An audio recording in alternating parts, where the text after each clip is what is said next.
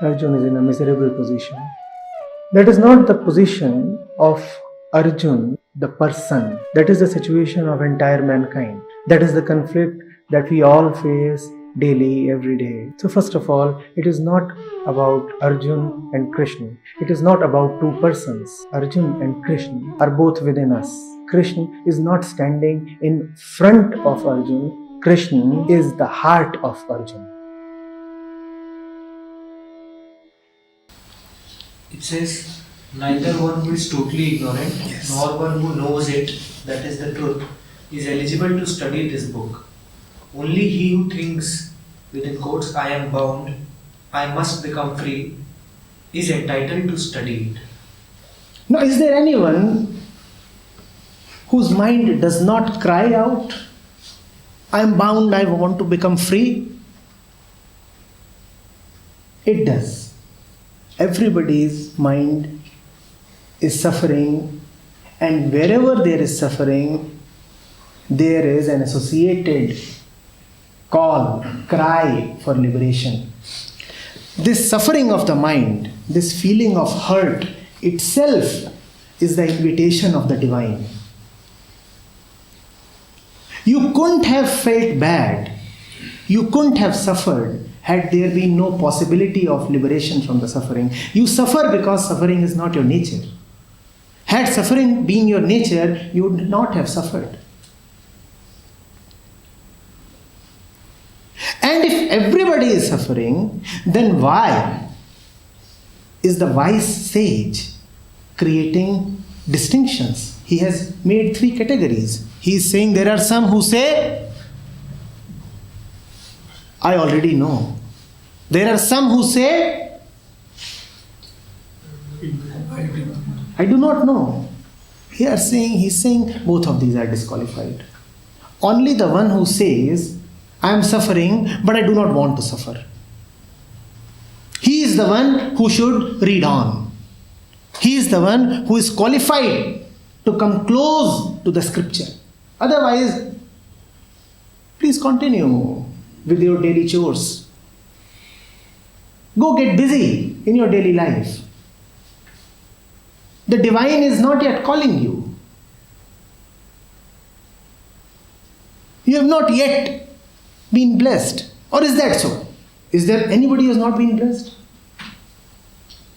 If everybody, as we claimed, is suffering, then everybody has been blessed.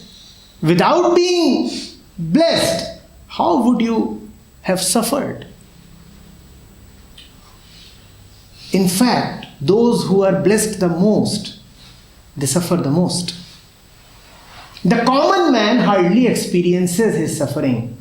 What is it that I am calling as the experience of suffering? All I mean is acknowledging the suffering. You suffer, but you suppress the suffering. You suffer, but you hide the suffering under pretty names. You say, no, this is not suffering. This is duty. You say, no, this is not suffering. This is care and concern and love. You say, no, this is not suffering. This is my responsibility towards my community or religion or job.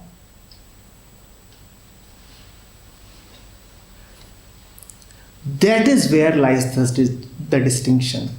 Kindly do not think that truth has made any distinctions. Grace shines equally upon all. God does not discriminate. Man creates distinctions. The ego divides. So, God is not saying that there are 3 kinds of people. Truth is one, not even one. But the mind is many. And this manyness of the mind has been represented by the sage in 3 categories. 3 kinds of minds. 3 kinds of minds according to mind. Are you getting it? Not 3 kinds of minds according to some divine rule. 3 kinds of minds. One, I am all right. Have you not met such people? They are saying, but I am all right. Why do I need to read the scriptures? But I'm all right. The sage is saying, congratulations, you are already all right. Continue being all right. Continue being all right till the day you suddenly collapse. Have you not seen such people? Obese, 140 kilograms, and they are all right. May I have another pizza with double cheese? They are all right. Their fate is fatal. They suddenly collapse. Gone. Sudden death. Finished. And it is not only about sudden death either. The one who is 140 kilograms is suffering every moment. He can't bend. He can't walk. But his claim is, oh, I am all right. I do not need advice from a dietitian. I do not need a teacher. And of course, I don't need a guru. I don't need to read the scriptures. I do not need to look at my body. I do not need to understand how I am feeling. These are the people who are all right. And then there are others who say, I'm not all right and I'll continue to not be all right because not being all right is my destiny. They'll say, see, Buddha said life is suffering. That was his first noble truth. When the Buddha has stamped this as a certainty, who am I to try for any liberation? So I'm destined to suffer. The world runs like this. Why must I try anything special? They'll say, even great men, they came and then they died and then there was no trace left. I am just a teeny weeny, ordinary, little lady. How can I be any different? Vashishtha is saying, great. You too have come upon the truth. So you need no further education. But then there is a minuscule third category. These are the people who say, sir, our situation.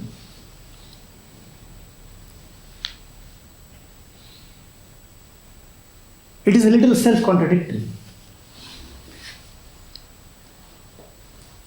On one hand, we have evidence, factual evidence of our suffering. The way we live, this whole world is the factual evidence of suffering. On the other hand, we have a mystical hope of liberation. The suffering is factual. The hope is transcendental. We do not know from where the hope comes. We do not even know what we are hoping for. Against a visible army of assailants, I have an invisible defense. But a defense I surely have. Against great suffering, I feel I have an intangible support. But supported, I do feel. So I am suffering. But there is something within which tells me I must not suffer and I will not continue to suffer. The sage is saying, welcome. You surely are a mad bunch. And spirituality is only for such mad people who can enjoy paradoxes,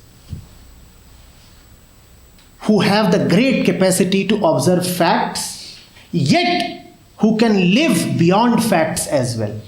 They have the eye to see and the honesty to acknowledge that life is suffering.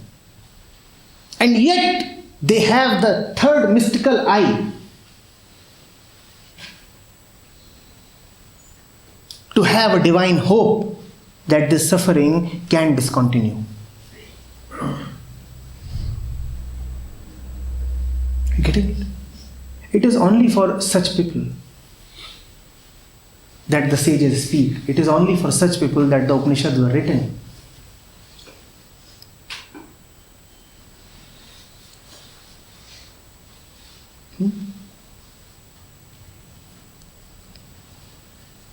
What does the third verse say?